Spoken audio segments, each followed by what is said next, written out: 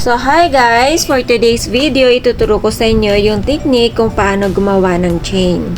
First, iikotin lang natin sa ating hinliliit yung yarn. Dalawang ikot, ayan, papunta sa hintuturo.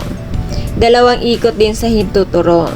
So, yan guys, yung pattern na yan yung magkocontrol sa paghila nyo para hindi maging maluwag yung inyong pag-chain. So, ganito lang siya, ayan. Para mag-a-adjust yan siya guys, makokontrol nyo yung paghila ng yarn nyo.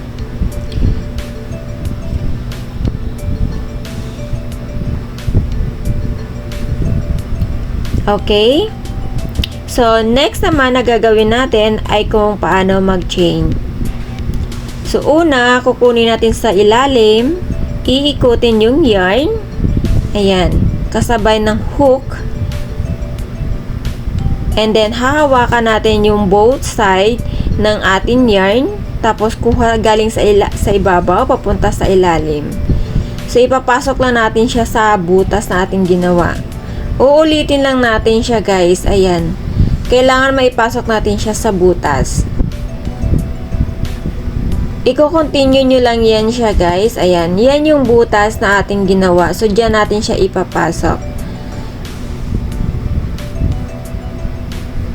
Ituloy-tuloy lang natin yung paggawa natin hanggang sa makabuo tayo ng mahaba.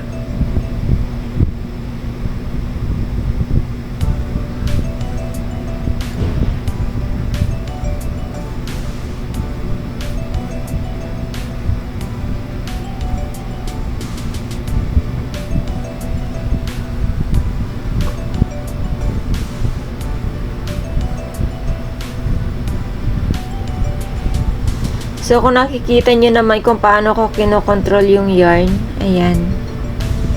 Hinihila-hila ko lang din yung kamay ko, hintuturo at saka hinliliit para hindi siya masyadong maluwag.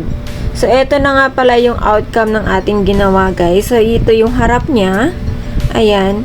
And then, ganito naman siya sa likod. So, sana guys, may natutunan kayo for today's video. Maraming salamat sa inyong panunood.